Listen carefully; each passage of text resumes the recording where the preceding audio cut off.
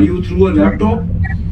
Yeah, it's through a laptop. It's through a laptop, yes. Can you hear me now? It's better. Let's maintain silence here. It's better if you can bring yourself a little bit closer to the microphone of the laptop. It would also help. My question to you is, you were present on the Jinnah Avenue, which is a several kilometer long road. Where were you at the time? What was happening? And what you saw? This is what my question to you is. Okay. Assalamu alaikum, Moeed. And in fact, I wanted to join you so that I could give you an account, because we were present right there, closer to the front. You see, the problem everybody's talking about is a D chalk, this location. It's still a road. This is an avenue that runs to the center of Islamabad. That's the main road over there. So people, when they come for a protest, come on, next time you're going to say that you should book a space for it. There were thousands of people. I think there were over 100,000 people when they marched for a protest. And please keep in mind what the protest was for. Imran Khan had called the protest for the prisoners that are incarcerated in jail. These are political prisoners which have been incarcerated in jail, illegally incarcerated. Secondly, he said, you come for your stolen mandate, which is for democracy. And the third thing was for the rule of law, because we know that there are certain laws enforced in Pakistan, which is for the suppression of the Supreme Court. So these are, people had come for their own rights. They were demanding an end to the fascism that we've all been suffering for the past 1.5 years. My brother's in jail, my nephew's in jail.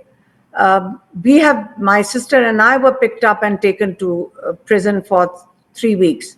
So, and there are thousands of other people who've had to face really hard, it's been very, very tough. Their relatives are picked up.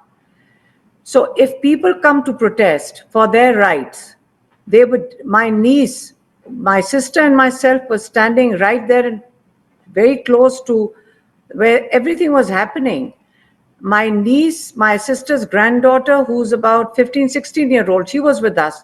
There were old people, there were women. Nobody goes with their children. Nobody goes to a protest with their children if they think you're entering an area where you are going to create a riot. It was because we went there for our rights. So while we were right there in front where you're talking about the space, they're tall buildings. So about 3:30, a lot of people brought empty shells for us and they pointed out the buildings where the firing was coming from. They said there's sniper rifles on the rooftops. And they said, it was quite shocking, I can tell you that. Now, these are not people who are protesting or breaking anything. I'm telling you, this is where we were standing. There were people sitting on the roadside. They'd been on the road for over 30 hours. So they were resting on the green belts. They were resting on the service lanes. It's a very widespread area. It's a market. So they were just people sitting on the road or standing like we were. So when you start firing, whether it's 1 bullet or whether it is 2 bullets, just explain why would you fire into a crowd when they are only sitting over there. It is a protest. So the crime now is that you cannot protest or ask for your rights. That is the crime that was committed that day. And you start firing into the crowd, and in the documentary I could see they used the word afternoon. By the afternoon, there were already 12 people dead that we are claiming, because they were taken to the hospital. The real operation started late at night. When we left, it was about 10 o'clock at night, 9:30, 10. And by that time, I think about 8:30, it was already pitch dark. So when this military unit moved in, that is when the real massacre occurred. So when you're counting dead bodies, I can tell you, we saw they were firing at people just standing over there. When you start firing from rooftops, you just fire into anybody. Somebody picked up a picture. You haven't seen those pictures. where somebody picked up Imran Khan's portrait and he was he was having somebody photograph him, and they shot him dead. There are accounts where a person is making his selfie and you could see that he is shot in his shoulder. We saw the wounded. I mean, I'm not talking about rubber bullets. These are like bullet wounds. And that already started at 3:30 in the afternoon. So there's a difference.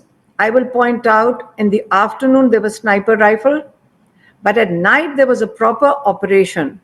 And that's when they used the bigger guns. Like these, you can hear them in the videos. There's so much evidence available of how in the pitch dark you could hear the machine. It's like machine gun fire, whatever they use, whatever automatic weapons they used. The question remains, why were people fired upon? Was it to make them create an atmosphere of fear? Let me point out that these people, when they came out, we were walking down one of the main avenues, which we call Srinagar Highway. We were with them all night. And when, like, we were in a car, but we were moving with the people. There were miles, I'm talking about miles of people walking on foot with the determination, with the jubilation. It was like, I asked some of them, what are you feeling today? They said, we feel we've come out of a very dark time of 1.5 years. And we feel, and they were waving. I can tell you, I have waved. There were policemen standing on roads and waving to us, and we waved back at them. So there was no atmosphere. The military personnel were waving when we saw some of them. So there was it was a deception. I'm telling you, there was no atmosphere where you could feel that you're going into a trap. And I'm telling you, that was a trap. Because otherwise, we would not take our children with us if we thought there was going to be gunfire. Why would we take our children? This was the worst. This was going to be a day Pakistan remembers. We've just come out of Syria situation and we are watching their prisons open up. Is that where they're mistaken if they think that Pakistan is going to head in that same direction? Pakistanis are not going to let that happen. We cannot deal with this sort of fascism after post that date. Post that date, there are people cannot be located. 200 is a conservative number. There are hundreds more that people are still looking for, because there are thousands in prison. When at the moment the relatives are trying to locate their loved ones in prison, so they go from, and the games they are playing, it is terrible, because people go to one police station, or they are looking, there are hundreds of police stations that they're trying to locate their loved ones in. So because they can't locate them in prison, so they don't know whether they're dead or alive. Let me tell you, there's the post-mortem report. So they wouldn't let them have post-mortem, right? Then when they got a post-mortem, when they got one of them, a young boy, 17-year-old, they got the post-mortem done. The hospital wouldn't give them the report. And their home was raided. They were threatened. The amount of threats, I mean, you can't imagine how the relatives are being treated. So the relatives are in absolute fear. Where do you take the families of the people who died? Where do you take the families of the ones who are injured? They are being threatened. So some have come forward. If people want to interview them, we've sort of, volunteers are saying that we will sort of fudge their faces, blur their voices and faces and have the interviews. But there is a lawyers team which are working on it. But when we say missing, remember, I'll repeat myself, there are so many volunteer lawyers that are going from one police station to the other, helping the relatives locate them. You cannot identify the dead until you identify unless the missing are not located. Their relatives will not know whether they are dead or alive. So I understand when the political party is unable to give a confirmed number because there are no dead bodies. So legally they say that unless we don't have a dead body, how can we say that they are dead? so they could be located or traced to a police station. This is a very serious time. And I'm telling you, and I'm telling my Pakistani overseas, they understand that, they have relatives over here, that it is a very big mistake to have shot at your own people.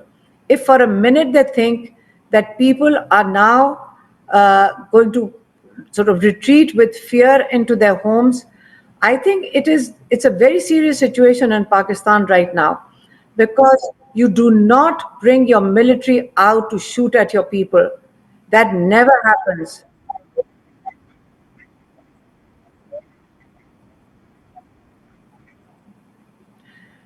It was a peaceful protest. I keep saying we would not take a 14-year-old, 15-year-old to a protest. We were right there in the front. If you say, oh, they were about to break into what area? Were they going to break into the... There's a big distance. People come and protest over outside the White House, don't they? Outside the gate of the White House? Do you not come and protest in front of the White House? You're talking about at least a kilometer away from any of these buildings. So if you're a kilometer away, you're not even close to the building. So why were you firing at a crowd sitting in the middle of a road? And I'll tell you what happens with young people anywhere in the world. It's a universal factor. You fire tear gas and rubber bullets at them, they turn around and pick up the tear gas shells and throw it back. That becomes a game. Even I was telling them, there's a tear gas shell over there, throw it back. Because you want to save yourself from tear gas. Why not? Why are you throwing tear gas at me in the first place? Apart from that, a game of tear gas is understood. But when you put people, snipers on top of a building, that's a crime. It is a crime against humanity. It is a crime against peaceful protesters. And it is not just limited to Pakistan. When I mentioned it on Australian TV, and I would like you to hear that. Pakistan is a member of Commonwealth, and it has all the countries led by by United Kingdom. And I did ask the three main factors, like the 3 points of the charter, which brings all these nations together, is rule of law, democracy, human rights. Exactly the 3 points that this protest was for. So when we are demanding or protesting for these 3 points, for human rights, for rule of law, and for democracy, why would we be fired at? Why were we shot at? Why was my granddaughter, my sister's granddaughter, put at that risk? What was that the fault of a 14-year-old? There were so many children there. There were so many older people over there. So